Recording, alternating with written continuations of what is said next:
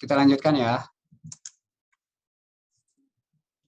Konsep dari safety ini atau keselamatan pabrik proses itu berhubungan dengan resiko. Resiko itu merupakan perkalian silang. Kalian tahu ya istilah perkalian silang dan perkalian titik. Karena nanti hasilnya akan dalam bentuk risk matrix. Dalam bentuk matriks yang menghubungkan antara exposure, ini lebih ke arah consequence analysis.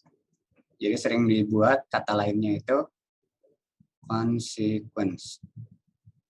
Oke. Terhadap probability. Probability itu kemungkinan terjadinya kejadian yang ditargetkan. Contoh exposure seperti ini. Pada saat ada aktivitas langsung membuka chemical radioaktif. Itu akan ada direct exposure. Jadi langsung terhadap orang. Tapi ada juga yang konsepnya indirect, di mana entah dari baju, ataupun dari masker, ataupun dari kertas yang terpapar oleh bahan-bahan berbahaya. Salah satunya di sini dicontohkan ada kertas. Itu contoh yang indirect. Nanti di dalam exposure ini secara prinsip akan dibagi 3. Yang pertama itu toxic release.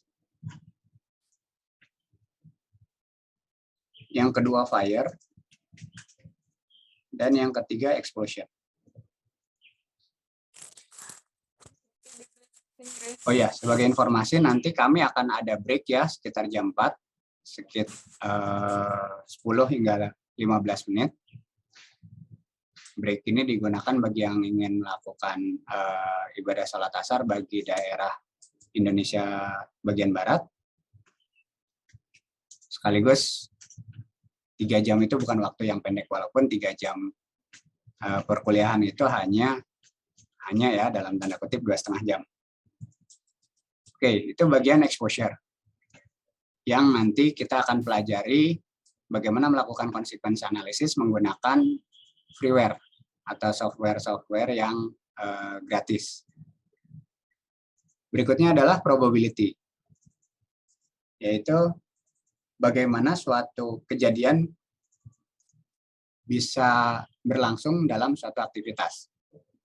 Contoh sederhana yang biasa dilakukan adalah Russian roulette. Basisnya menggunakan revolver yang isinya ada 6 selongsong dengan memasukkan 1 peluru di dalamnya. Kemudian biasanya kalau kalian lihat di film-film itu, coba ditembakkan ke kepala sendiri. Aduh, sebentar ya. Ini ada telepon dari Pak WR. Ya Pak, mohon maaf, saya lagi ada kelas Pak. Oh, oke, ya, apa aja. Iya, maaf ya Pak. Maaf ya. Oke. Telepon dari wakil rektor, kalau nggak diangkat, saya yang kena marah nanti. Contoh Russian roulette tadi. Diisi 1 peluru di dalam selongsong, kemudian peluang ditembakkan, pelurunya akan keluar itu 1:6. Hal yang sama untuk konsep gambling, 1 spesifik, 1 kartu dalam kartu domino seperti ini. 1:52. Kartu domino. Kartu yang biasa digunakan ya. Nah, setelah memahami konsep resiko tersebut, maka keluarlah istilah safety program yang seringkali digunakan dengan konsep-konsep abbreviation seperti ini. Ini salah satunya ya. Safety itu System Attitude Fundamental Experience Time U. Banyak juga yang membuat sistem-sistem lain, tapi intinya mudah untuk memahami konsep keselamatan. Dulu, safety program itu capaian tertingginya good safety program. Dengan konsep mengidentifikasi, dilanjutkan dengan menghilangkan sumber bahayanya. Sekarang masuk ke level yang lebih tinggi, ada outstanding-nya. Di atas good ada outstanding. Yaitu memiliki sistem manajemen yang memang mencegah keberadaan bahaya. Jadi by default itu sudah dipersiapkan. Nah, Satu hal lagi yang perlu ditekankan dalam, ini masih pendahuluan, kenapa ada pendekatan terkait engineering ethics di bagian keselamatan proses. Kalian sebagai insinyur, mayoritas yang mengikuti kuliah ini seharusnya calon-calon insinyur ya, atau engineer. Memastikan bahwa integritas selalu terjaga. Pastikan tujuannya untuk meningkatkan kesejahteraan manusia, jujur dan tidak berpihak, serta selalu meningkatkan kompetensi. Ini ada hal kasus ini. Suatu waktu kami, tim saya, Pak Pramujo dan tim, diminta untuk menganalisis suatu flare. Jadi ada flare yang tingginya sudah sesuai, ya seperti ini, dari suatu pabrik. Kemudian ada area pemukiman di sekitarnya. Sebenarnya pada saat pabrik ini dibuat, pertama kali dibangun, belum ada pemukiman penduduk. Kecenderungannya memang setelah ada pabrik, itu berbondong-bondong penduduk mulai membuat pemukiman di sekitarnya. Awalnya hanya sementara, tapi lama-lama menjadi sementahun dan akhirnya cukup terlalu dekat dengan area pabrik tersebut. Kalian bisa lihat di kawasan industri ataupun industri-industri besar yang awalnya itu lokasinya sangat jauh, semakin lama bahkan ada yang bersinggungan langsung dengan pagar pabriknya. Nah, kendala dari flare ini setelah pemukiman ini terbentuk dan cukup kuat, belum lagi ada support dari LSM, keluarlah komplain dari penduduk kepada perusahaan ini. Komplainnya sederhana, tapi mungkin bagi kalian yang baru mendengar ini cukup menggelitik. Komplain pertama adalah, Pak, tolong itu flare-nya bisa diatur karena ayam kami tidak bisa bertelur.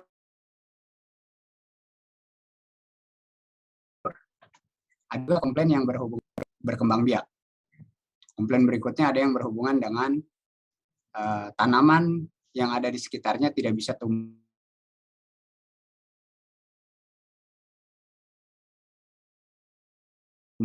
seperti tempat yang berbeda.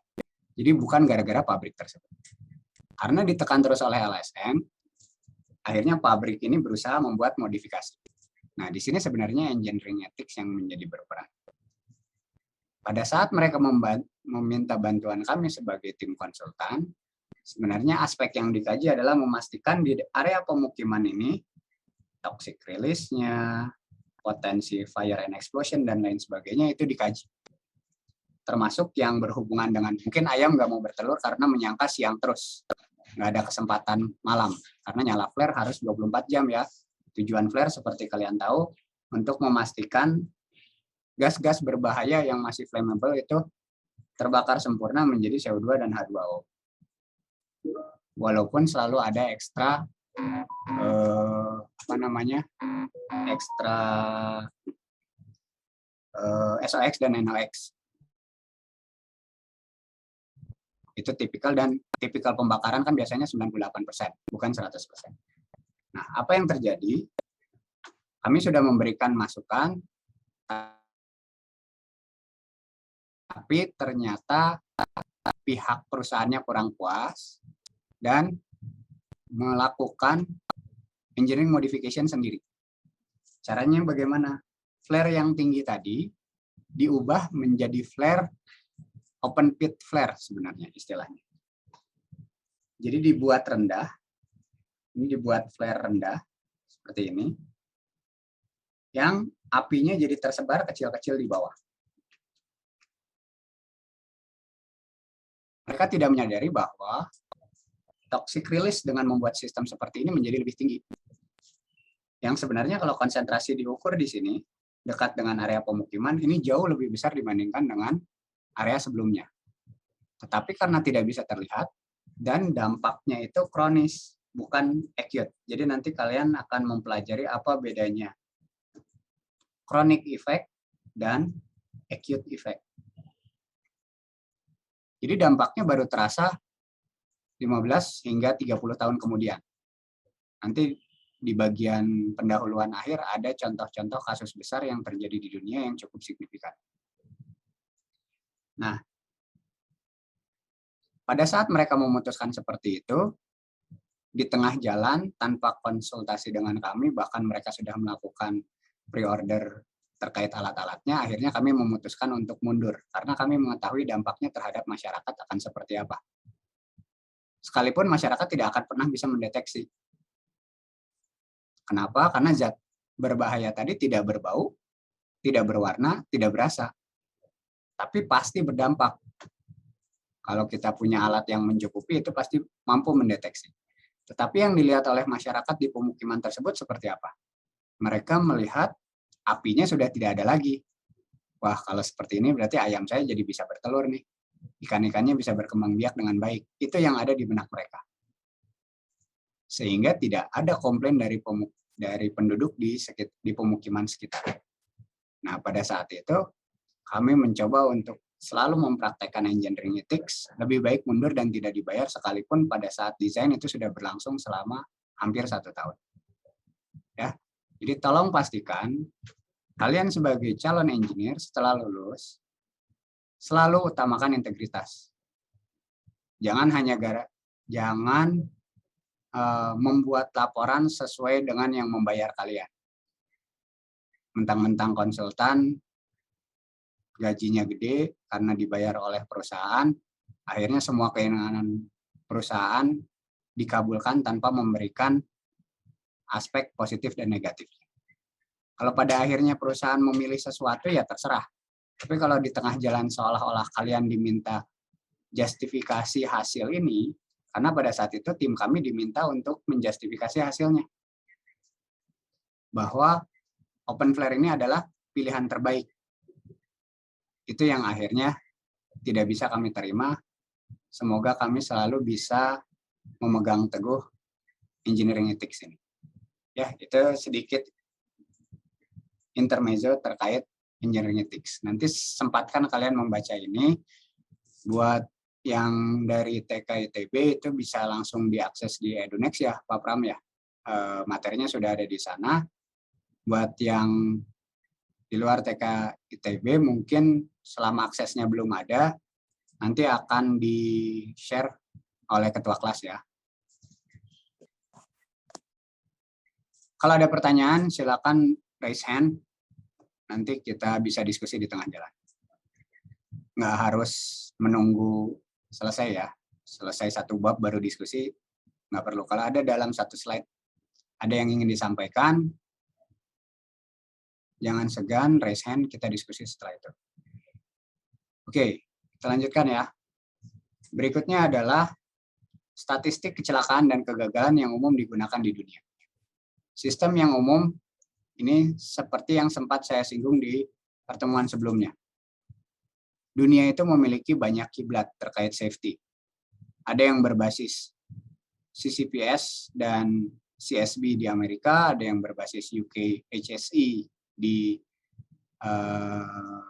United Kingdom, ada yang European Standard di Eropa, dan lain sebagainya. Jadi banyak sekali sebenarnya. Nah, dari sekian banyak tadi, mayoritas tetap memiliki konsep yang mirip. Ini salah satunya. Yang pertama adalah OSHA, Occupational Safety and Health Administration. Ini basisnya dari United States. Walaupun proses safety itu tidak 100% occupational safety, bahkan irisannya itu relatif sedikit. Yang kedua adalah fatal accident rate, yang sering disingkat sebagai FAR. Dan yang ketiga, fatality rate atau death per person per year. Nah, kita lihat bagaimana basis perhitungannya satu sama lain. Yang pertama adalah 2 pendekatan untuk OSHA.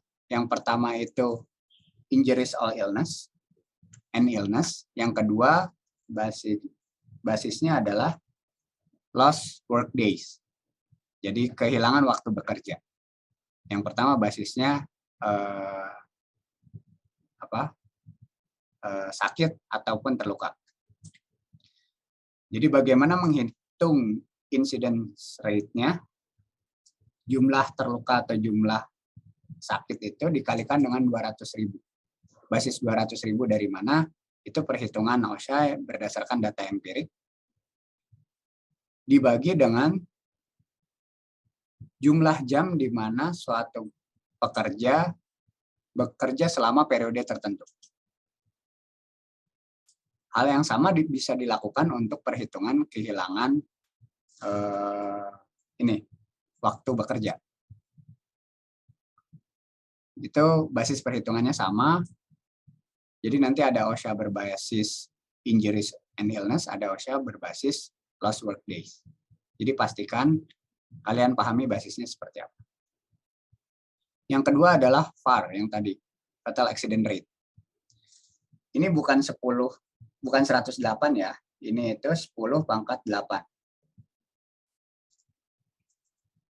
Jadi number of fatalities, jumlah kematian dikalikan 10 pangkat 8 dibagi jumlah jam di mana suatu pekerja itu bekerja pada periode tertentu. Oke, dan yang terakhir adalah fatality rate. Fatality rate ini relatif umum, karena perhitungannya per tahun ya, jumlah kematian per tahun dibagi jumlah pada populasi tertentu. Nah, apa kelemahan dan kelebihan dari masing-masingnya? OSHA yang pertama yang berbasis Amerika itu, basisnya kenapa 200.000 jam itu dari 100 tahun kerjaan normal versi Amerika. Di dalam database-nya itu segala injury dan illness ada.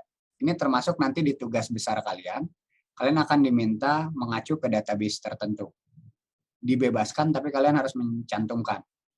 Nanti ada data dari OREDA, data dari OSHA, tapi harus dicantumkan diambil dari tahun berapa. Biasanya 3 tahun ke belakang udah free available di internet.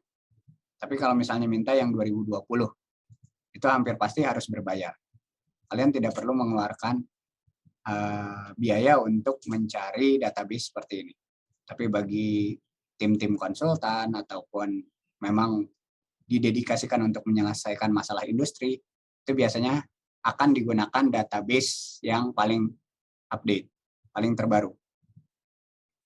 Nah, itu pendekatannya menggunakan database yang berbayar. Tapi untuk kasus sekalian, 5 atau bahkan 10 tahun ke belakang pun silakan gunakan. Tapi sebisa mungkin gunakan yang terbaru tapi masih gratis ya. Nah, jika kita ingin mengetahui info terkait kematian, ini harus ada tambahan informasi. Tidak bisa langsung diekstrak dari OSHA. Jadi misalnya dicari injury yang sudah misalnya lebih dari secondary burn accident. Kecelakaan kebakaran level 2, lebih dari kecelakaan level 2 itu biasanya sudah diasumsikan 90% kematian. Nah, contoh data-data seperti itu yang akhirnya dikonversi menjadi kematian. Jadi kelemahan dari OSHA itu seperti itu. Tidak ada info kematian langsung. Sehingga yang relatif umum adalah basis PAR. Ini basisnya adalah 1.000 pekerja yang bekerja selama 50 tahun. Sehingga diperhitungkan sekitar 10 pangkat 8 jam. Ini yang pertama kali mempelopori ini adalah British Chemical Industry, jadi akhirnya diadopsi oleh semua pihak di United Kingdom. Semua chemical industry di United Kingdom berbasis ini. Makanya UK itu punya basis sendiri yang dikenal tadi UK HSE. Ini punya standar tersendiri. Dan sama seperti OSHA, ini relatif tersedia di open literatur, bahkan yang tahun 2020 atau 2019 pun kalian mudah mencarinya. Terlebih lagi kalau aktif mencari di forum-forum yang berhubungan dengan safety. Itu relatif mudah mencari. Kemudian yang ketiga adalah fatality rate. Ini tidak bergantung kepada jumlah jam kerja. Jadi memang per tahun yang tadi sempat disebutkan. Ini cocok untuk populasi umum yang expose jam kerjanya tidak terdefinisi. Kalau yang tadi itu misalnya kerja di pabrik kimia sebagai operator, berarti kan shift-nya jelas. Kalau yang VAR atau OSHA tadi. Biasanya shift-nya berapa? Satu hari ada 3 shift. Ada juga yang 2 shift, itu biasanya pabrik manufaktur. Tapi kalau untuk pabrik proses, basisnya 3 shift. Nah, dari 3 shift ini berarti kan masing-masing 8 jam kan? 24 bagi 3 kan 8. Nah, 8 jam kerja ini yang akhirnya dijadikan basis perhitungan. Tapi kalau di sini, di fatality rate, ini agak berbeda. Kenapa? Karena pendekatannya basisnya untuk masyarakat umum. Di mana ada yang bekerja sebagai pedagang, bekerja sebagai karyawan pabrik, ada yang bekerja kantoran, dan itu berbeda-beda, belum tentu 8 jam. Oke, sampai sana ada pertanyaan? Jadi database-database yang umum ini diberikan pengenalannya. Nanti kita akan belajar yang lebih spesifik, tapi ini lebih ke arah sesuatu yang umum. Oke. Nah, pada prinsipnya resiko yang merupakan perkalian dari konsekuensi dan probability itu tidak dapat dihilangkan. Secara keseluruhan, kita hanya bisa mengendalikan hingga level tertentu. Nah, jadi seorang engineer ya harus mampu meminimalkan resiko yang seringkali menjadi batasan ekonomis. Sebenarnya suatu pabrik, khususnya pabrik proses, bisa dibuat sangat safe. Tapi konsekuensinya apa? Biaya produknya menjadi akan sangat mahal. Malah bisa jadi marketnya tidak akan mampu untuk membeli produk tersebut. Sehingga keluar istilah nanti berbasis konsep ini, keluar istilah ALARP. ALARP ini adalah as low as reasonably practicable.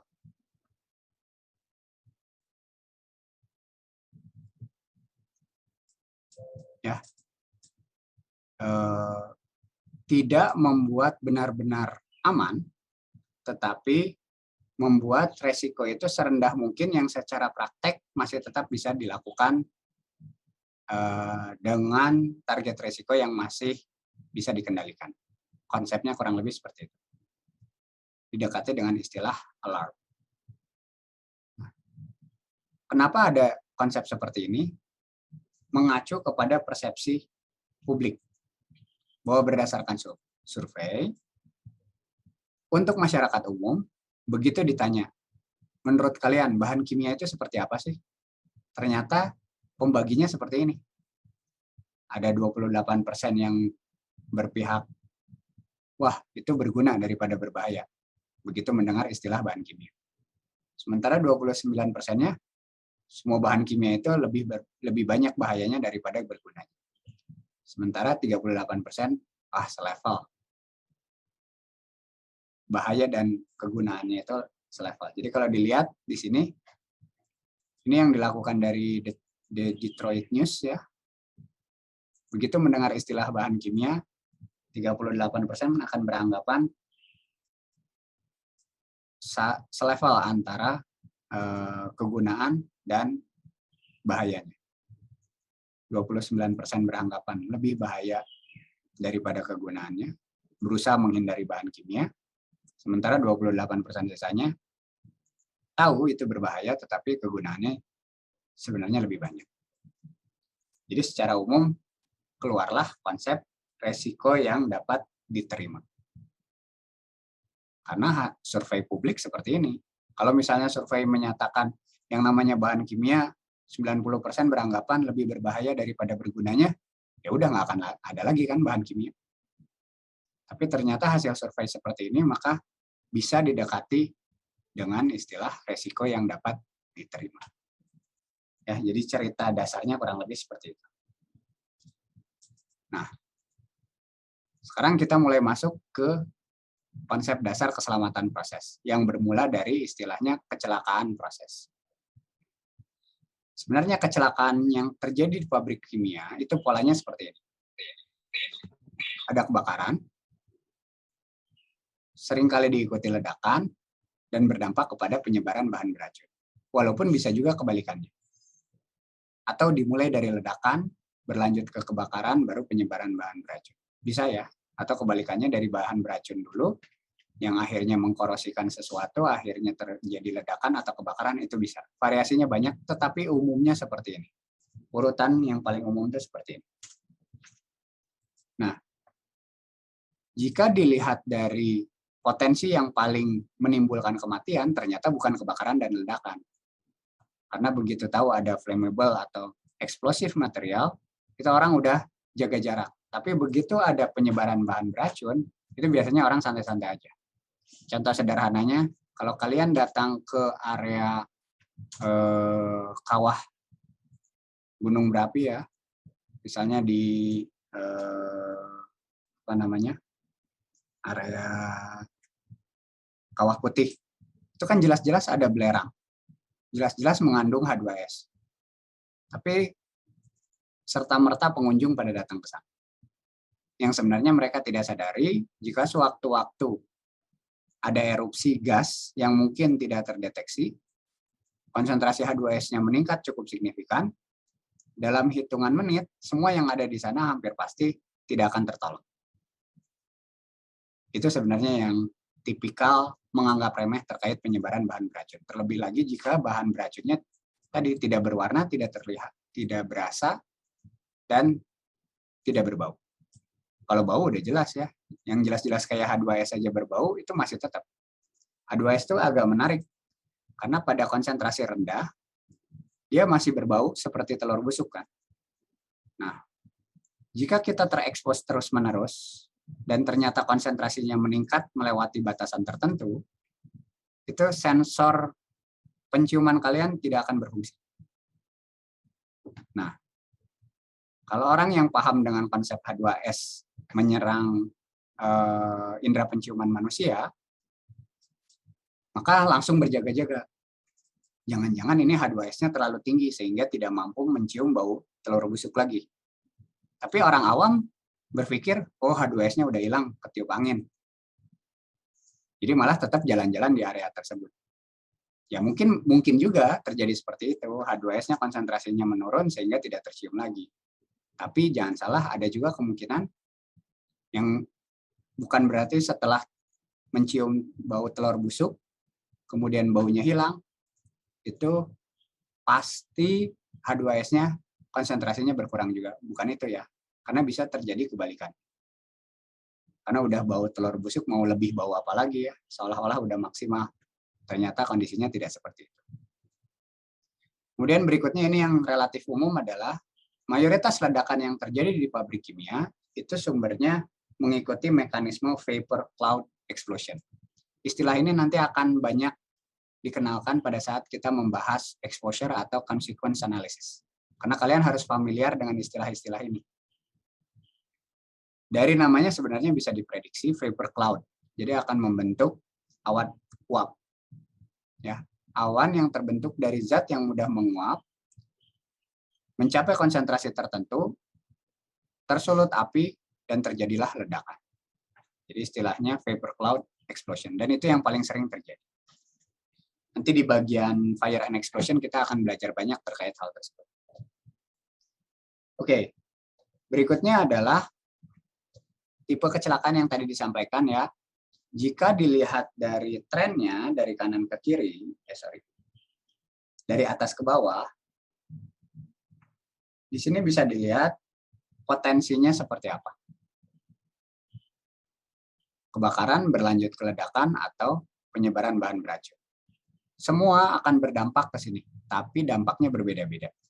Akan ada dampak fatalities, akan ada dampak injuries, ada dampak terhadap lingkungan, ada juga dampak terhadap property damage. Ini terhadap aset, baik itu aset pabrik maupun pemukiman, seperti contoh yang tadi saya sebutkan.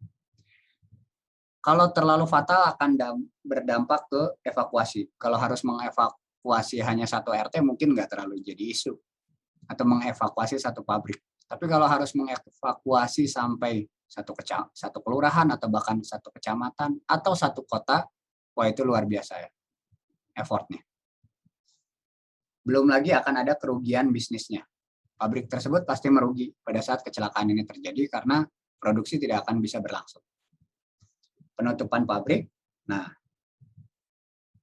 yang paling bawah seolah-olah sepele, tapi udah pabriknya rugi, dituntut lagi.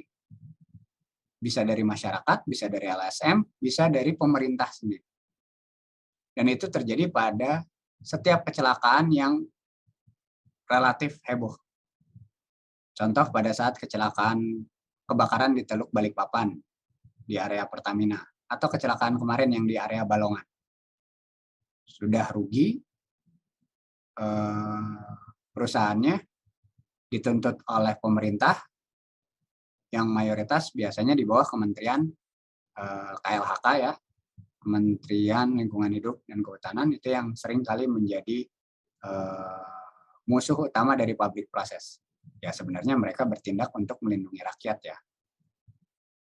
Jadi akan ada denda dan juga ada tuntutan hukum. Nah, dari kebakaran, ledakan, dan penyebaran bahan beracun tadi, sebenarnya kalau dilihat dari probability yang paling tinggi adalah kebakaran. Diikuti oleh ledakan, baru yang paling rendah kemungkinannya adalah penyebaran bahan beracun. Probability. Tetapi jika dilihat dari potensi kerusakannya, khususnya yang bisa mengakibatkan fatality, itu paling tinggi adalah penyebaran bahan beracun. Tadi yang saya sampaikan. Dampaknya itu luar biasa, makanya istilah bioweapons atau chemical weapon itu jauh lebih berbahaya daripada senjata-senjata fisik seperti bom yang dampaknya saat itu juga tidak kronik. Dan yang terakhir adalah terkait potensi kerugian ekonomi. Ini yang paling besar adalah ledakan. Ya. Ini semua relatif ya, tinggi, sedang, rendah itu relatif dibandingkan antara 3 jenis tipe kecelakaan. Oke, sampai sini ada pertanyaan? Kalau saya terlalu cepat tolong diingatkan, tapi toh ini direkam, kalian bisa ulang-ulang sampai bosan ngedengerin rekaman ini. Oke, sekarang kita lanjutkan. Kecelakaan proses. Sebenarnya yang disebut kecelakaan proses itu tidak terlalu spesifik yang berhubungan dengan industri proses, karena ada beberapa yang berlaku juga untuk semua jenis industri atau ya sekedar jasa komersial. Contoh yang pertama adalah mechanical failure. Ini yang mayoritas berhubungan dengan peralatan. Secara mekanikal tidak mampu menahan tekanan, tidak mampu menahan temperatur. Itu berhubungan dengan mechanical failure. Umumnya berhubungan dengan alat, bisa dari sisi materialnya, bisa dari sisi fabrikasinya, bisa dari sisi instalasinya. Yang kedua, operator error. Bagi kalian yang pernah kerja praktek offline ya, luring, itu seringkali ada hal menarik kalau kalian terlibat langsung di control room. Nah, pada saat jam kerja normal atau shift pagi, itu kan seringkali bos-bosnya ikut datang. Level supervisor ke atas, superintendent, supervisor, atau bahkan manajer itu seringkali melakukan patroli atau pengecekan ke area control room. Nah, semua operatornya rajinnya luar biasa. Nanti begitu malam, udah pada capek, pada istirahat, tetap kan yang namanya pabrik 24/7, nggak boleh stop. Nah, nanti kalau operator udah gilir, kan di jam-jam tertentu mereka harus patroli mencatat hal-hal yang penting. Tapi di antaranya kan bosan juga. Biasanya apa yang mereka lakukan? Ya kalau nggak baca buku, yang sekarang lebih sering main game. Yang lucu, terkait dengan game online itu, kalau di tengah-tengah berhenti kan dimarahin sama temennya tuh. Jadi rata-rata kalau gamenya lagi masih berlangsung, nggak bisa di-stop. Yang ada malah seolah-olah mengorbankan pekerjaan. Itu yang sering terjadi, dan itu yang seringkali menjadi penyebab operator error. Walaupun operator error lainnya misalnya udah jelas-jelas ada alarm tapi di-ignore. Alarm itu ada yang berupa visual ya, lampu kedip-kedip, atau berupa audio. Memang berupa sirine yang berbunyi atau beeping sound dari alat-alat tertentu. Mungkin terignore atau tidak mendengar atau tidak melihat. Itu masuk ke operator error. Atau bahkan salah mencet. Seperti kasus video yang ditayangkan sebelumnya, di mana operator sudah menyadari bahwa ada peningkatan temperatur, tetapi tidak berupaya untuk menyelesaikan sesegera mungkin karena beranggapan, oh itu ada yang error dari sensor temperatur. Oke, ada juga penyebabnya yang memang tidak diketahui. Ini agak spesial dan nanti pada saat saya tampilkan beberapa video lain, kalian akan cukup menyadari bahwa kasus unknown itu seringkali menjadi justifikasi paling mudah dari setiap investigasi. Kalau di ITB yang sering mimpin kasus investigasi ini Pak Yazid dan Pak Yogi ya. Karena saya paling malas kalau udah berhubungan dengan kepolisian. Kalau beliau-beliau itu semangat. Tapi tim teknisnya selalu disupport oleh kami. Biasanya seperti itu. Berikutnya ada proses upset. Tahu kan istilah proses upset? Tekanan yang melebihi normal operating pressure-nya.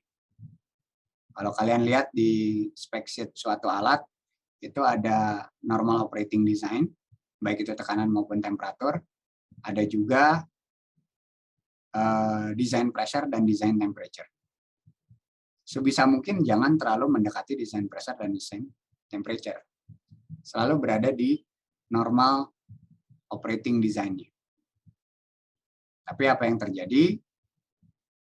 Semua yang berhubungan dengan hulu, industri hulu, yang ada sumur gas, sumur minyak, ataupun sumur geotermal, itu akan sulit sekali mencegah proses upset. Tapi bukan berarti industri hilir seperti kilang gas, kilang minyak, itu bebas dari proses upset, tidak ya. Itu tetap ada potensi proses upset. Fluktuasi tekanan yang tiba-tiba, perubahan temperatur yang tiba-tiba, atau perubahan laju alir yang tiba-tiba. Oke.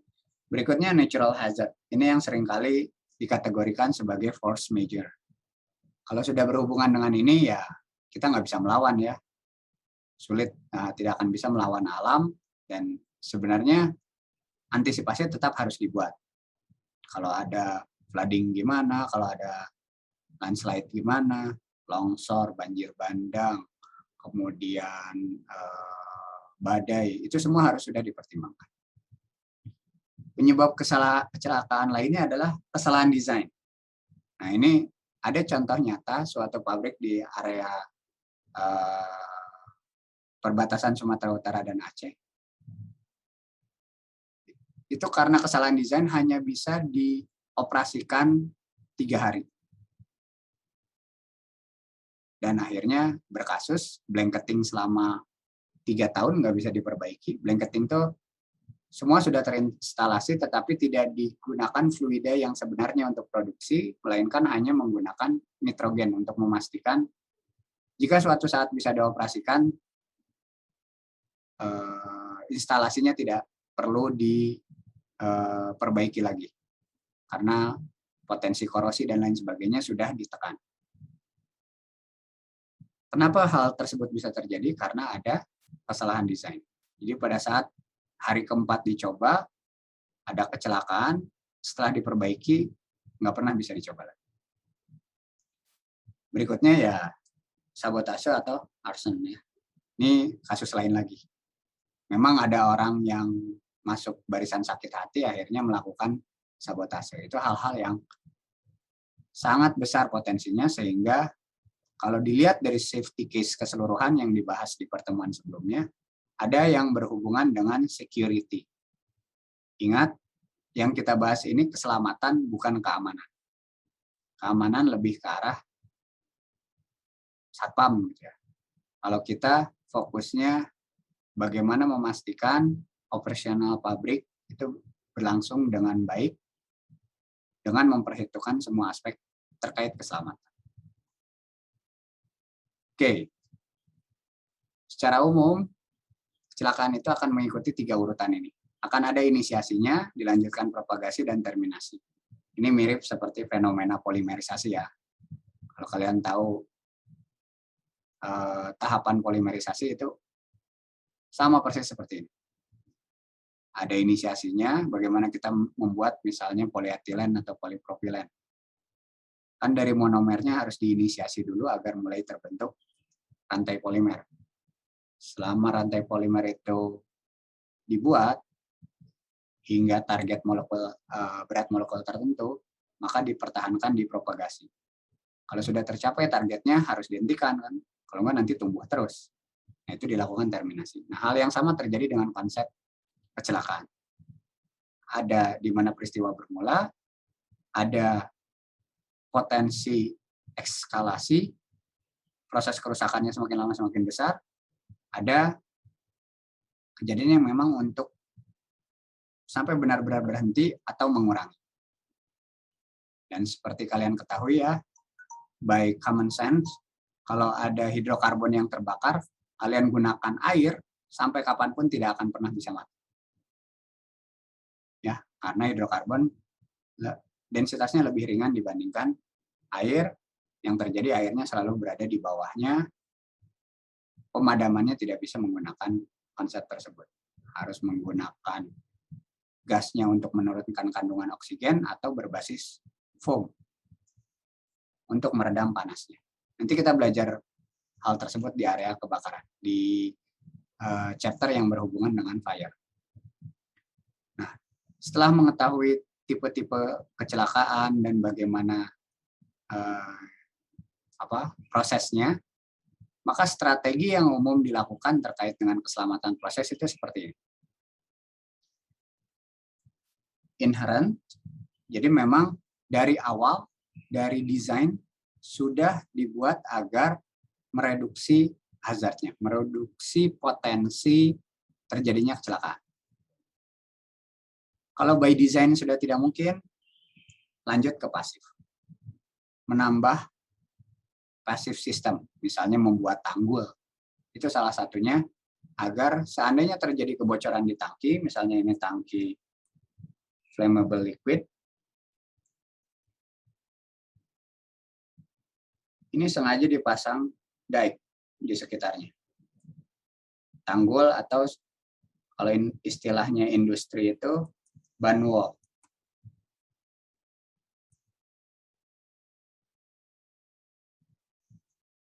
Yang volumenya ini volume dari ban atau dike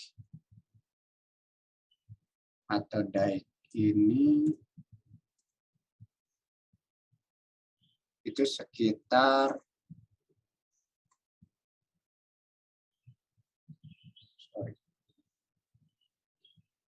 ban atau dike.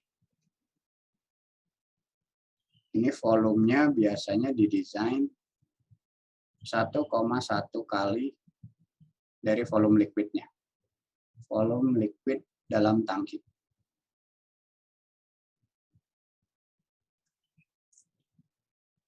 Ini salah satu pasif. Jadinya maksudnya pasif itu nggak perlu dipencet sesuatu. Kalau bocor ya udah ada yang menyelamatkan seperti itu. Ya.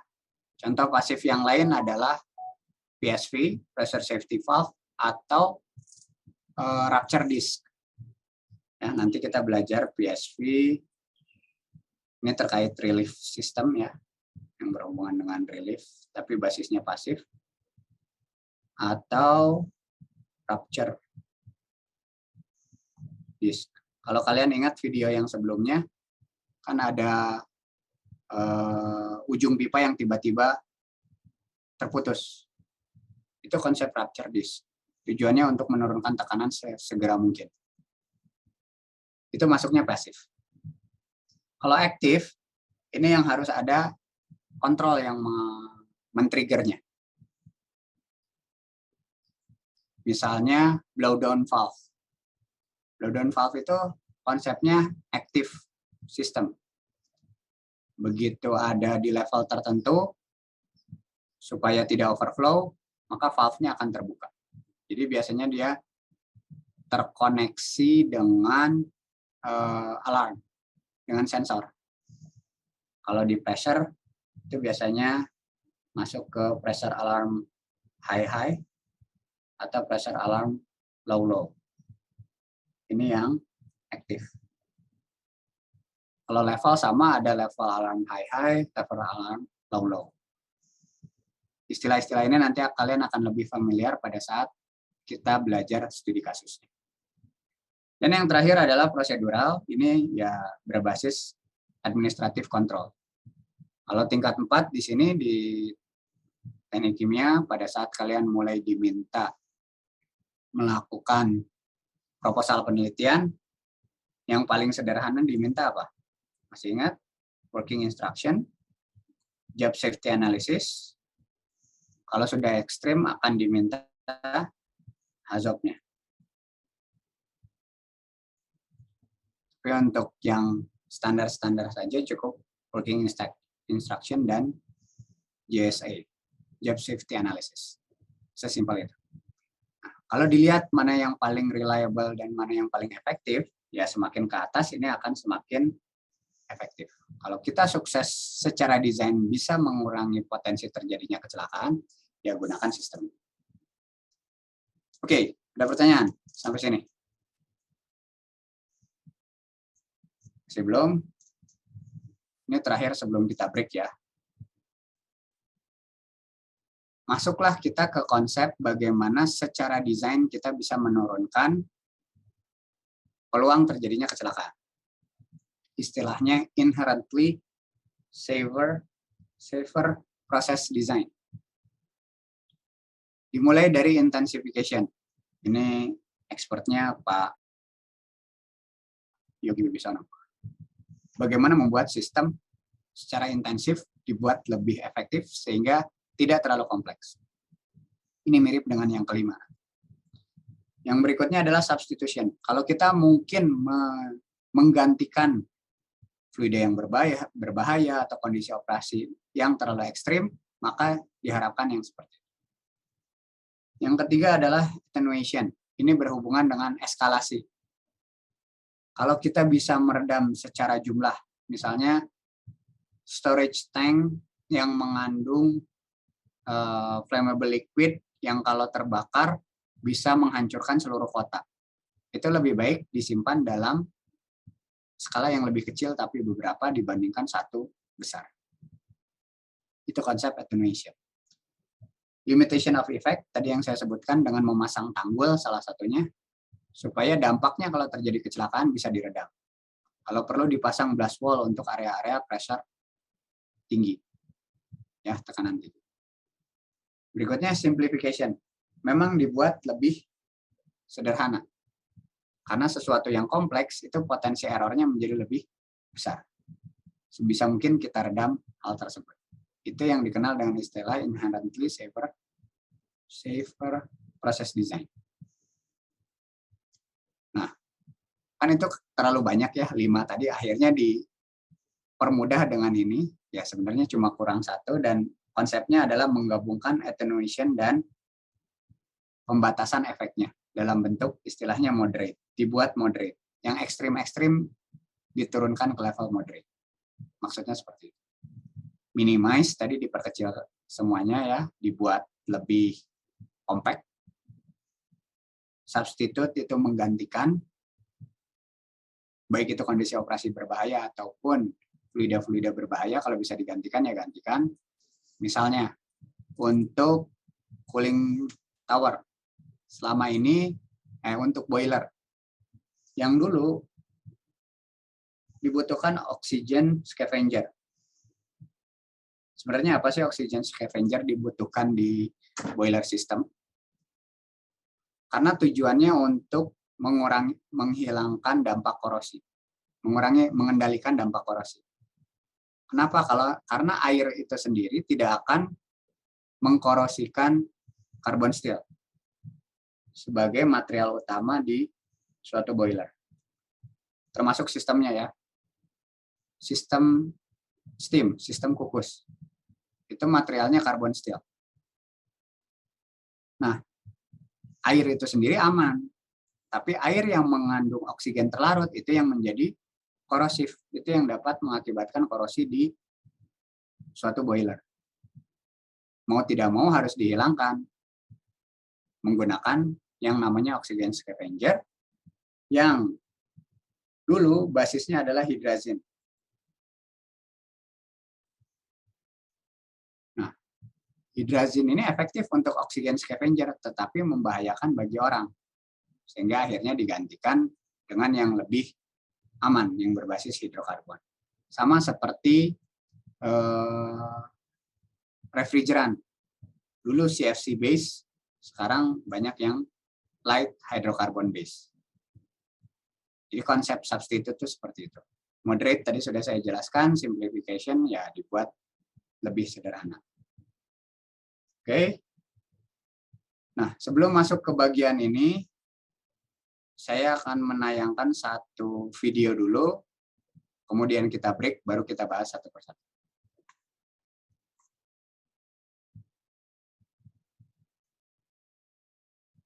Oke, apakah suaranya terdengar? Enggak ada, Pak. Belum, Pak. The Flixborough disaster was an uncontrolled vapor-clad explosion. At 4:53 p.m. on the 1st of June 1974, there was an explosion at a Ya, Pak, sudah masuk. owned by Nipro UK Limited at Flixborough on Humberside. The clad oxidized cyclohexane, which when heated to 155 degrees C at a pressure of 126 psi, produced caprolactane, a substance used in the manufacture of nylon. The immediate cause was determined as failure of a pipe which was replacing a failed reactor, leading to the release of a large vapor cloud of cyclohexane that was ignited.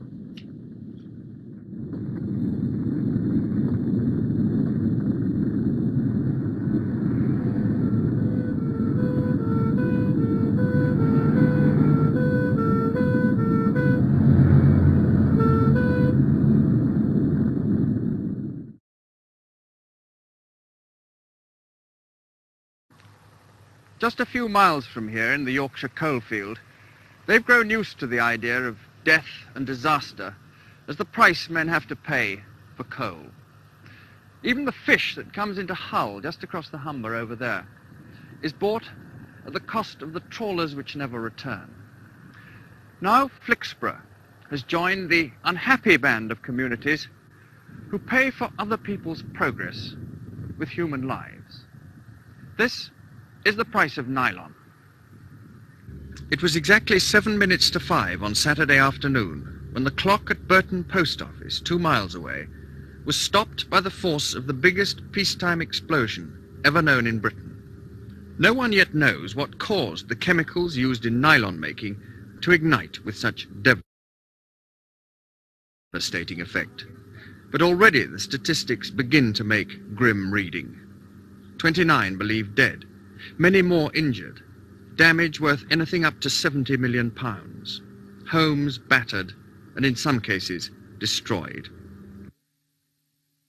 Worst hit were the 6 semi-detached houses in Stather Road, which look 300 yards across a field, straight towards the Nipro Chemical Works.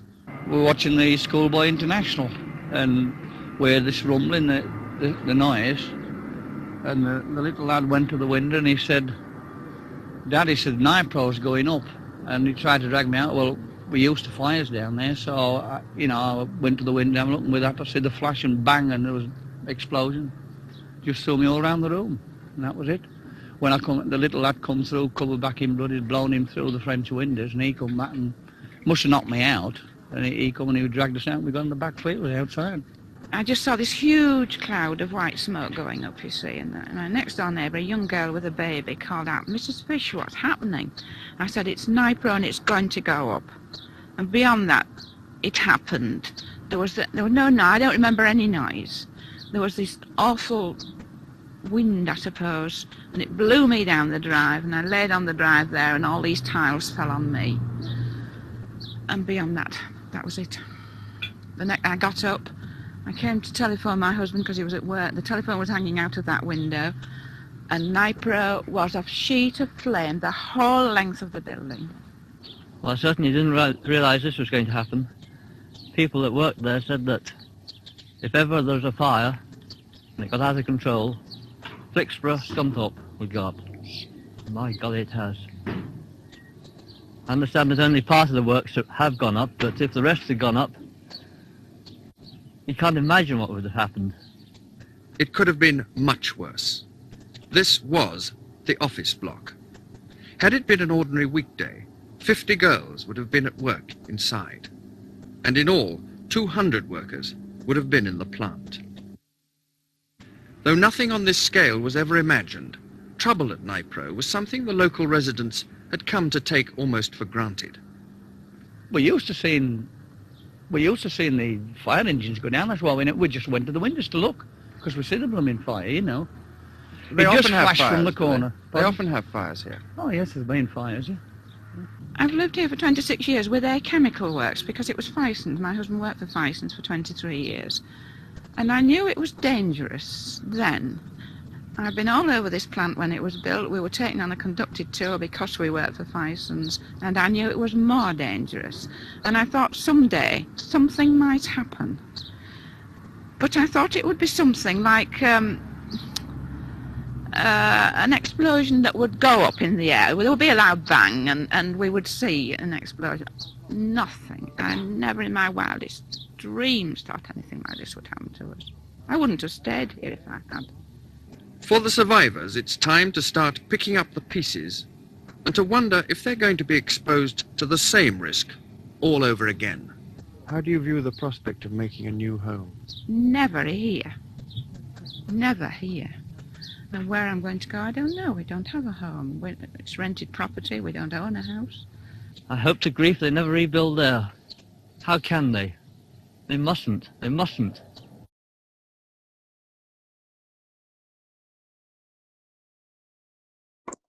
Oke. Jadi sudah kalian lihat ya, itu bagaimana kasus Flixborough. Nanti kita akan bahas Flixborough itu seperti apa, mengapa ini menjadi salah satu kecelakaan yang memang harus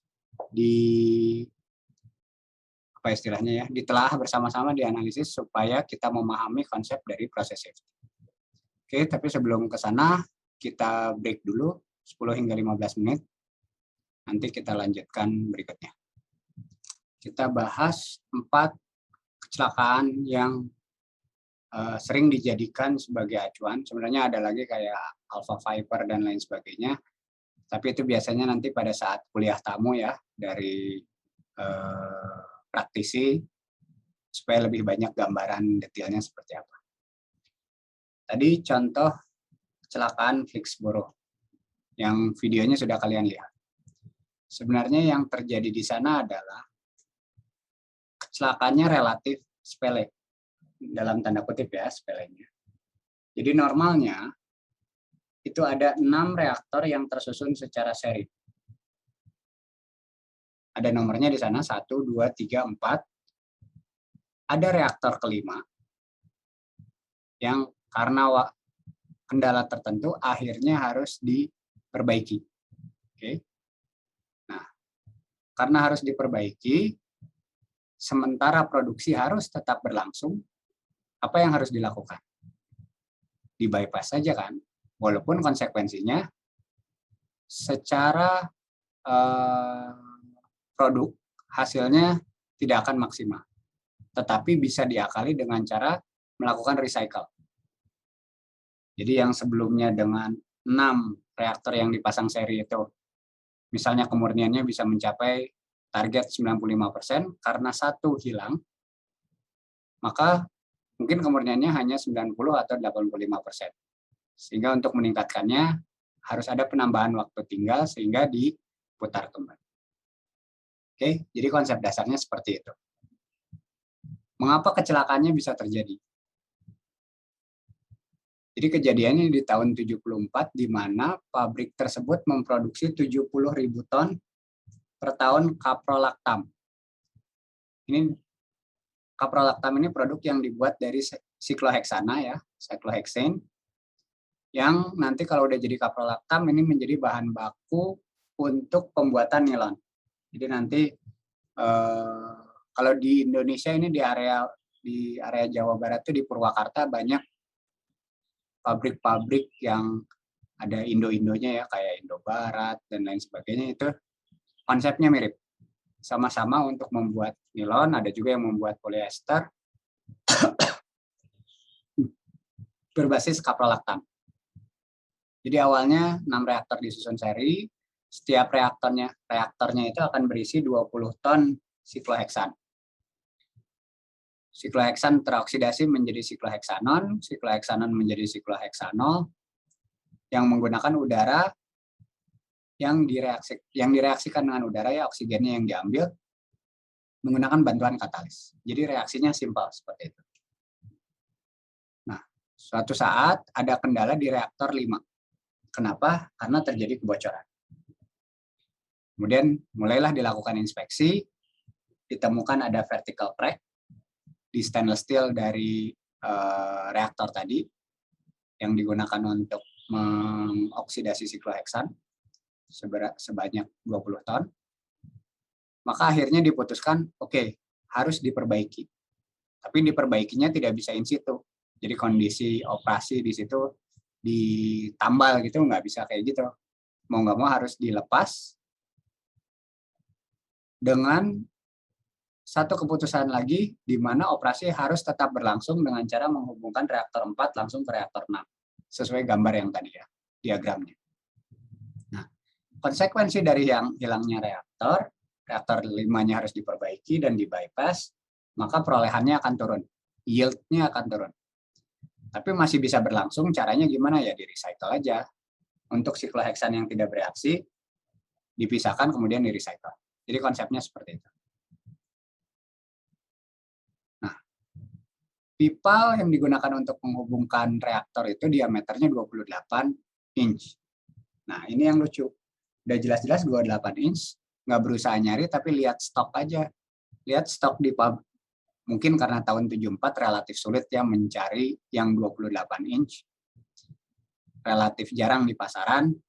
Ngelihat di warehouse-nya, oh ternyata adanya hanya 20 inch. Udah aja main pasang. Dan tipikal seperti ini sebenarnya banyak sekali prakteknya sampai sekarang, terutama di Indonesia. Bahkan ada kasus yang istilahnya mengkanibalkan train di sebelahnya. Jadi misalnya suatu pabrik ada sampai 4 train ya. Kalau di industri proses kan istilahnya train. Sementara kalau di industri manufaktur istilahnya assembly line. Nah, itu kalau ada train yang sudah tua, udah tidak produktif, akhirnya dipensiunkan, biasanya main ngambil spare part-nya dari sana.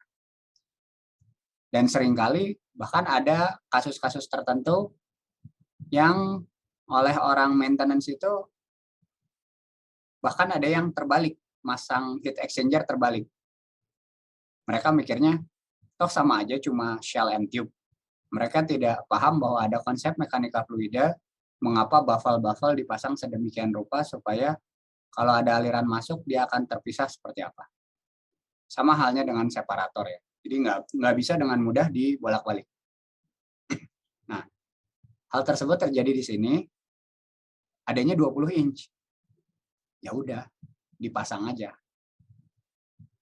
Pasang, ternyata nggak kuat, jebol. Bypass-nya tadi yang menggunakan 20 inch tadi rusak. Akibat ketidakmampuan tadi, maka 30 ton sikloheksan itu menguap, membentuk vapor cloud. Awan uap yang besar. Tadi vapor cloud sudah sempat saya singgung. Vapor cloud ini sangat berpotensi menghasilkan explosion. Kenapa? Karena dia membentuk konsentrasi yang sangat flammable, tersulut sedikit saja, walaupun di sini lagi-lagi ditulis sumbernya tak diketahui. Masih ingat pada saat kita membahas unknown? Itu hampir di setiap berita paling sering tuh keluar penyebabnya adalah unknown. Hanya dalam waktu 45 detik setelah vapor cloud terbentuk langsung terbakar. Ledakannya menghancurkan semua fasilitas, termasuk admin office ya yang biasanya lokasinya di luar pabrik. di mana tempat manajemen kan rata-rata di sana, manajer-manajer. 28 orang meninggal, 36-nya cedera, 80% terjadi di area control room. Jadi se-ekstrim itu. Nah, sebenarnya apa yang bisa dianalisis dari kecelakaan seperti ini? Nah, ini yang menarik dari kecelakaan-kecelakaan di luar itu mereka mau share lesson learn-nya. Sementara kalau di kita, ya kebetulan kami sering terlibat. Jadi seringkali, walaupun perusahaannya tidak disampaikan, tapi lesson learn-nya selalu di-share. Harapannya biar para mahasiswa nanti kelak ada yang bekerja di dunia industri, berhubungan dengan safety, punya gambaran, menambah pengalaman, khususnya dengan kondisi iklim yang ada di Indonesia. Ini contohnya. Pertama, pipa bypass yang diinstal itu tidak memperhatikan safety factor-nya. Jadi main ya mentang-mentang nggak terlalu jauh dari 28 ke 20 inch, pasang reducer, udah koneksi. Toh yang penting superficialnya masih terjaga, over pressure-nya masih terjaga. Sesimpel itu yang dipikirkan. Kemudian plant site itu sendiri, satu pabrik, kalau terjadi domino effect itu dampaknya luar biasa. Karena mengandung 330.000 galon sikloheksan, naftan, toluen, benzen, dan bensin. Jadi luar biasa flammable, satu pabriknya di area tank farm-nya. Itu kasus pertama. Nah, ini kasus kedua. Ini yang menarik, saya jelaskan dulu baru kita tonton videonya ya. Ini terjadi di India, di kota yang bernama Bhopal. Ada perusahaan yang terkenal namanya Union Carbide. Yang lokasinya di sana, kalian bisa lihat ya. Dan pada saat terjadi kecelakaan, itu penyebarannya kemana-mana, ke area-area yang terdampak sampai sangat-sangat besar. Apa yang terjadi di kasus Union Carbide di Bhopal ini? Jadi kalau yang tadi pabrik kaprolaktam untuk bahan baku nilan, kalau yang sekarang ini pabrik untuk MIC. Apa itu MIC? Kalian bisa lihat di sini, MIC itu methyl isocyanate.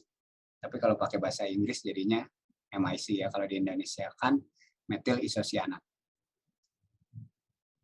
Dibuat dari ini, fosgen dan monometilamin, direaksikan dengan kloroform, kemudian di strip fosgennya, dilakukan proses pirolisis. Jadi produk utamanya sebenarnya bukan yang ini lebih untuk menyelamatkan produk samping yang berbahaya. Tail gasnya diprolisis. Tujuannya apa? Untuk mendapatkan crude MIC ini. MIC-nya ini akan menjadi produk yang disimpan karena nanti bisa dibuat turunannya. Jadi ini produk sementara sebenarnya, bukan produk utama. Setelah melalui proses refining, bagi yang tidak bisa di-store itu harus dihancurkan di dalam flare.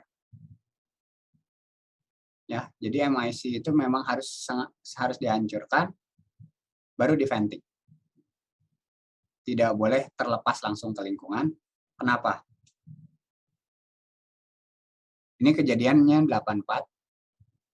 Dampaknya kalian bisa lihat 2.000 penduduk terkena dampaknya di India. Nanti videonya menceritakan 30 tahun kemudian dampaknya seperti apa. Kenapa? Karena MIC berupa intermediate product ini, bahan antara ya. Ini bukan hanya berbahaya, tapi juga reaktif. Mudah menguap, mudah terbakar, dan kalau kena air ini highly exothermis, sama seperti asam sulfat. Asam sulfat kan, asam sulfat pekat, begitu kena air, dia akan sangat exothermis.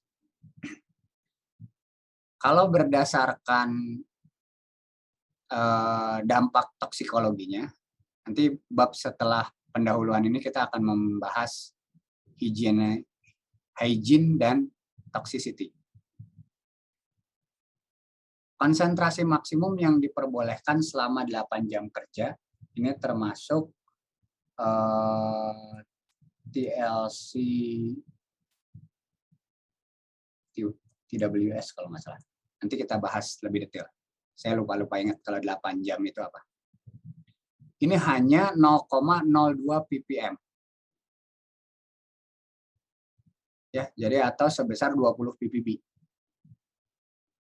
Serendah itu. Selama 8 jam. Terakumulasi segitu. Begitu konsentrasinya lebih dari 21 ppm, kalau kena maka terjadi iritasi hidung. Kalau lebih besar lagi, bisa asfiksiasi itu sesak nafas ya, yang pada akhirnya kematian.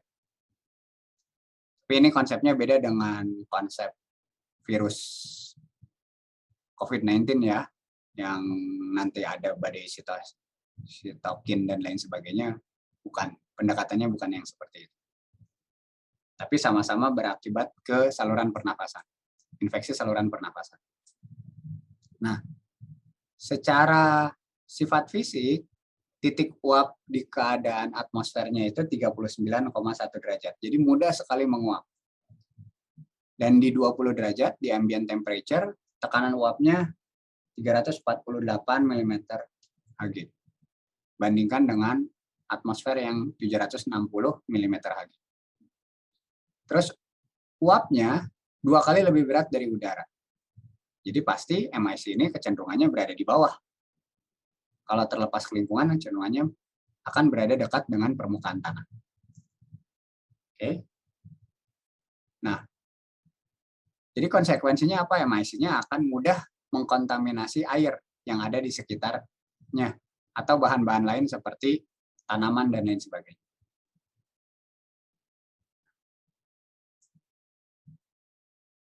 Kenapa kebocoran bisa terjadi?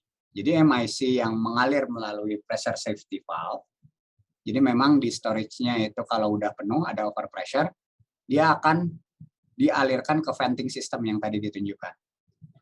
Tapi harus ada scrubber dulu, ditangkap dulu oleh scrubber, supaya tidak lepas ke lingkungan. Udah ditangkap di scrubber, dibakar, yang memang didedikasikan untuk menghancurkan MIC, mengantisipasi kebocoran dari MIC tadi. Nah, sayangnya scrubber dan sistem flare-nya itu tidak beroperasi karena berbagai macam alasan. Nah, ini yang menarik. Pada saat kejadian 25 ton MIC-nya terlepas. Jadi levelnya bisa dibayangkan udah bukan ppm lagi yang lolos. Kemudian menyebar ke kota terdekat, dan ada efek acute-nya ya, efek instannya, itu mengakibatkan 2.000 penduduk mengalami kematian. Dan racunnya lebih dari 20.000.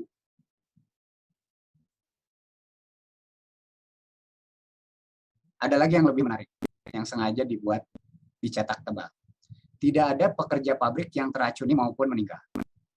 Jadi, secara konsep safety, union carbide itu sudah melakukan dengan baik, tapi hanya untuk pekerjanya saja.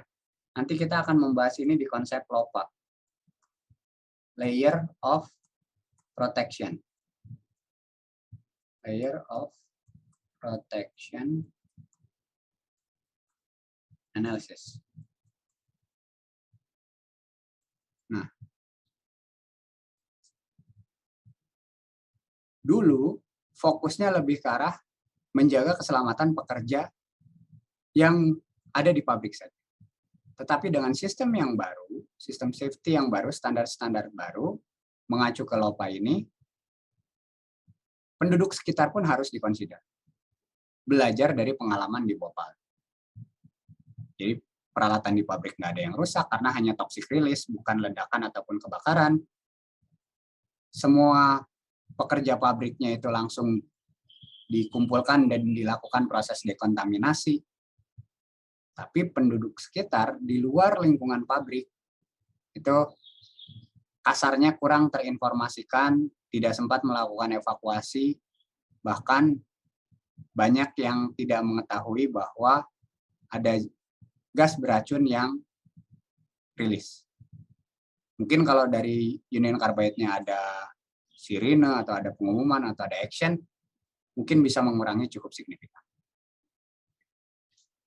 Nah, sekarang kita lihat bagaimana videonya ya, bentar.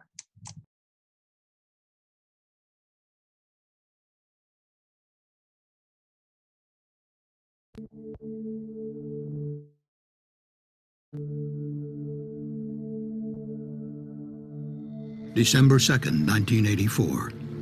The Union Carbide India Limited pesticide plant in Bhopal, India.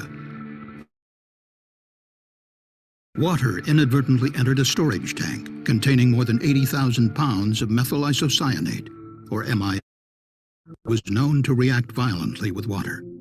This caused a runaway reaction that overheated the tank and resulted in a massive toxic gas release. A dense, lethal cloud drifted over the city of Bhopal, exposing hundreds of thousands of people to deadly MIC and other chemicals. An estimated 3,800 people died immediately, and tens of thousands were injured. Eventually, thousands more died from toxic gas-related illnesses in what had become history's worst industrial accident. Investigations found many process safety management deficiencies, including the absence of a process hazard analysis, poorly maintained equipment and safety systems, a lack of emergency response planning, and inadequate training for operators handling the deadly MIC. But others saw a deeper root cause.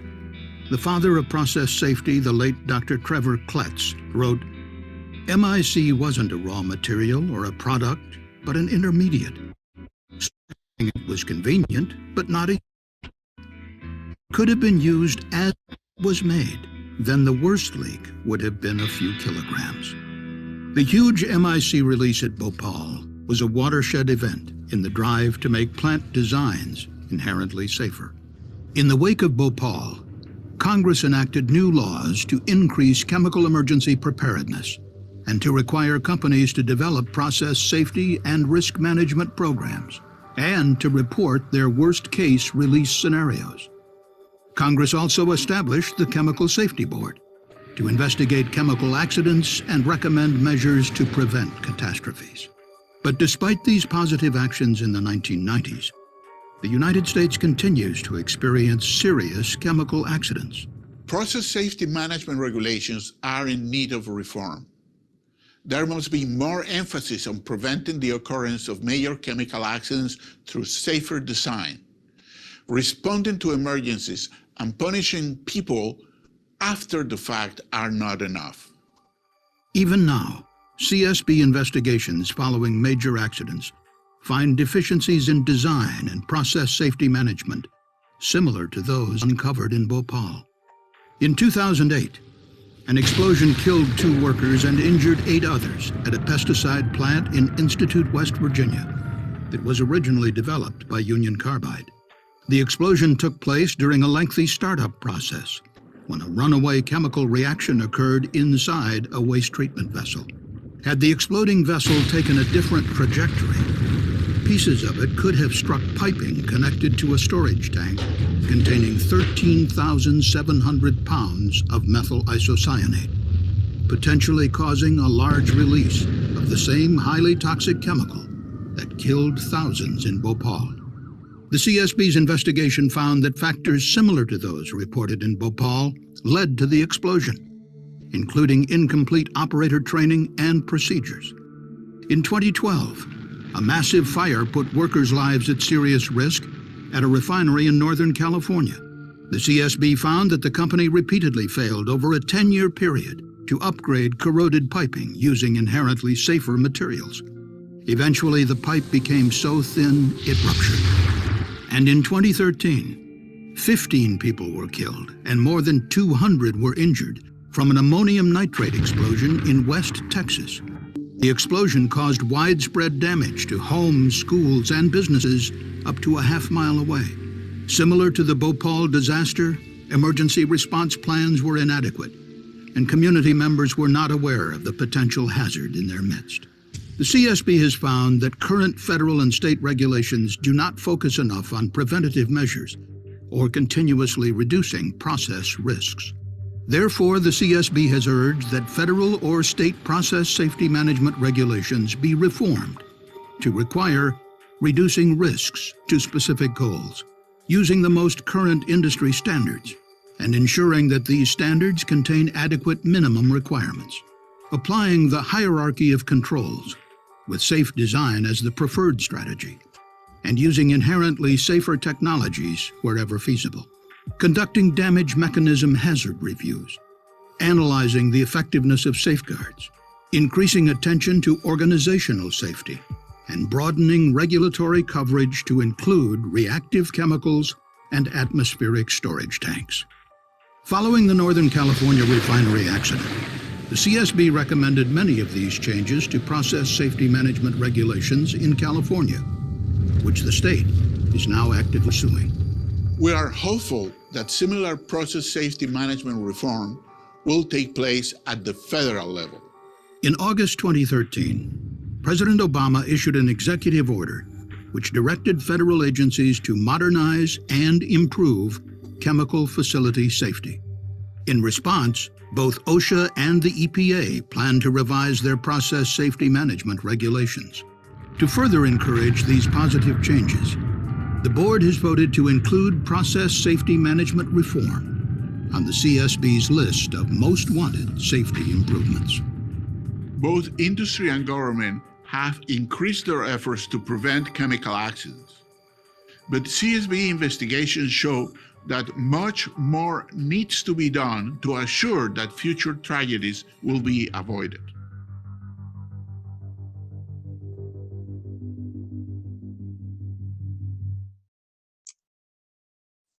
Oke, jadi itu Bhopal ya, itu kecelakaan yang kedua. Berikutnya kita akan bahas lebih singkat aja, tidak akan terlalu detail. Berikutnya kita bahas Seveso ya.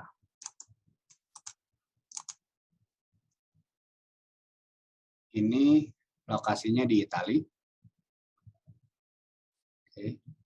Bagaimana kejadiannya? Jadi yang pertama tadi berhubungan dengan yang Bhopal itu toxic release kan. Yang Flixboro tadi sudah dijelaskan kecelakaannya seperti apa. Yang Seveso Italia pun sama, ini berhubungan dengan toxic release. Jadi ceritanya ada hexachlorophene, ini merupakan jenis bactericide yang memang didedikasikan untuk seperti DDT itu, untuk membunuh gulma. Nah, untuk kondisi normalnya sebenarnya akan terbentuk produk antara TCDD, tetrachlorodibenzoparadioxide. Jadi kalau kalian familiar dengan istilah dioksin, dioksin itu termasuk bahan kimia berbahaya ya, yang luar biasa tidak diinginkan. Kenapa? Karena termasuk khususnya untuk jenis ini, TCDD ini racun yang paling mematikan. Jadi di tahun 76 reaktor diklorophenolnya itu tidak terkendali. Jadi temperaturnya melebihi temperatur operasi normal, konsekuensinya produksi TCDD-nya meningkat. 2 kg terlepas, lolos dari PSV-nya, dari pressure safety valve-nya, membentuk awan putih di atas kota Seveso ini, kota kecil di Italia. Kemudian setelah itu ada hujan deras, dia jatuh ke tanah, dan akibatnya 10 mile square ya, 10 square mile ini terkontaminasi. Nah, lagi-lagi konsepnya sama. Di tahun tersebut belum ada konsep LOPA, belum ada layer of protection, sehingga komunikasi dengan pemerintah setempat itu kurang bisa dijalankan dengan baik, bahkan sampai beberapa hari. Jadi sebenarnya untuk menghindari kecelakaan sejenis itu relatif mudah. Gunakan prosedur yang sesuai. Ini yang berhubungan dengan begitu ada bahan berbahaya, pressure safety-nya tidak boleh langsung dibuang ke lingkungan. Harus ada treatment khusus. Scrubber kemudian dibakar, flare, dan lain sebagainya. Kemudian pada saat terjadi kecelakaan, harus ada layer of protection untuk penduduk sekitar.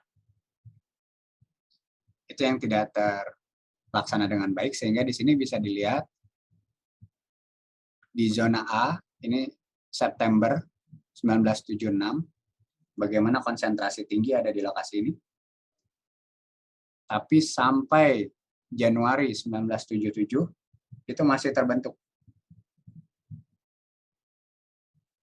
konsentrasi yang melebihi 3.000 mikrogram per meter perseginya.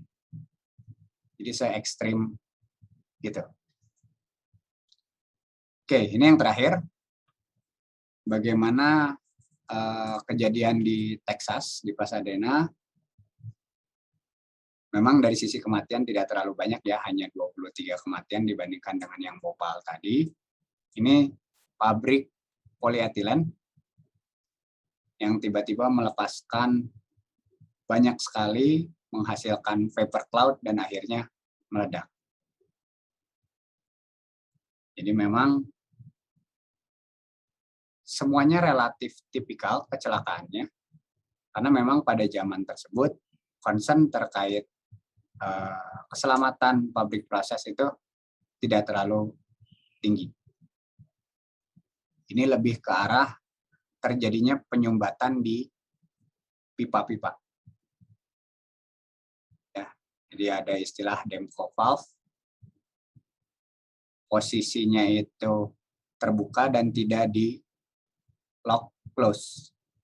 Jadi bisa dengan mudah terlepas. Bahkan ada investigasi dari OSHA ya, tadi yang sudah dibahas, bahwa untuk kasus-kasus tertentu itu harus memastikan ada analisa bahaya proses. Kasus tertentu yang berkaitan dengan apa? Berkaitan dengan potensi terjadinya kecelakaan, yaitu di pabrik polietilen. Jadi pabrik-pabrik yang jelas-jelas flammable dan ada potensi explosion itu tentu harus diperhatikan dengan baik. Oke, bahkan ada kondisi-kondisi di mana kalau valve-nya hanya satu, konsepnya single block, kalau nutupnya tidak sempurna, maka tetap akan ada potensi kebocoran. Makanya banyak untuk kasus-kasus tertentu, bahkan kalau ada motorized valve misalnya, itu seringkali di kanan kirinya dipasang valve berikutnya. Istilahnya double valve. Kemudian di bawahnya baru dipasang bypass. Baru dihubungkan dengan lainnya. Itu seringkali ada sistem yang dibuat seperti ini. Tujuannya apa? Kalau ini benar-benar tertutup dan memastikan ingin tidak akan digunakan dalam waktu yang lama, gunakan konsep double block and bleed seperti ini. Jadi memang didedikasikan untuk bisa mencegah terjadinya kebocoran. Atau bahkan kalau perlu yang jelas-jelas tidak akan digunakan, ya pasang blind. Blind itu ya seperti flange tertutup. Jadi di ujungnya setelah dipasang valve, di sini ya ditutup. Seperti ini.